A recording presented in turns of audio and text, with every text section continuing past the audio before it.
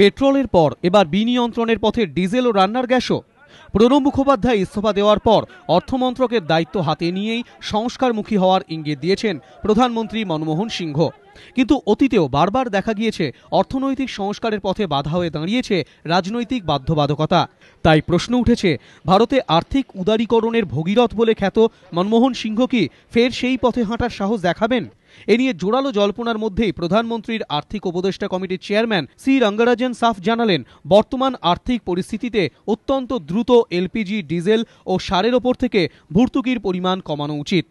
এর সঙ্গে বিশ্ববাজারে অপরিশোধিত তেলের দামের সঙ্গে সাযুজ্য রেখে ডিজেল, রান্নার গ্যাসের দাম স্থির করা উচিত বলেও মন্তব্য করেন তিনি।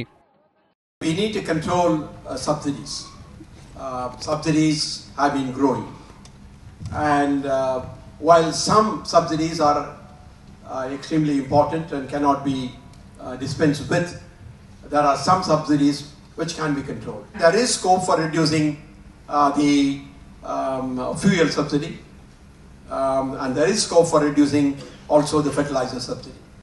এছাড়াও 2008-এ মন্দাক্রান্ত অর্থনীতিকে চাঙ্গা করতে কেন্দ্র সরকার বণিক মহলের জন্য স্টিমুলাস প্যাকেজ ঘোষণা করলেও বর্তমানে রাজস্ব ঘাটতির পরিমাণ অত্যন্ত বেশি হওয়ায় সাধারণভাবে যে তা কোনোভাবেই সম্ভব নয়, তাও সাফ করে দিয়েছেন রঙ্গরাজন।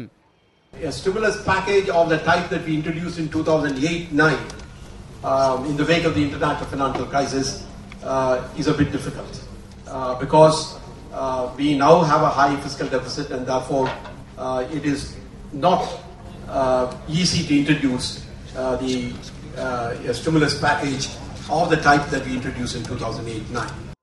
এদিন কলকাতায় ইন্ডিয়ান স্ট্যাটিস্টিক্যাল ইনস্টিটিউটের একটি অনুষ্ঠানে উপস্থিত ছিলেন রঙ্গরাজন। আইএসআই এর প্রাক্তন অধিকর্তা নিখিলেশ ভট্টাচার্যের ওপর লেখা একটি বইয়ের আনুষ্ঠানিক প্রকাশও এদিন করেন তিনি। সমিত সেনগুপ্ত, এবিপি আনন্দ, কলকাতা।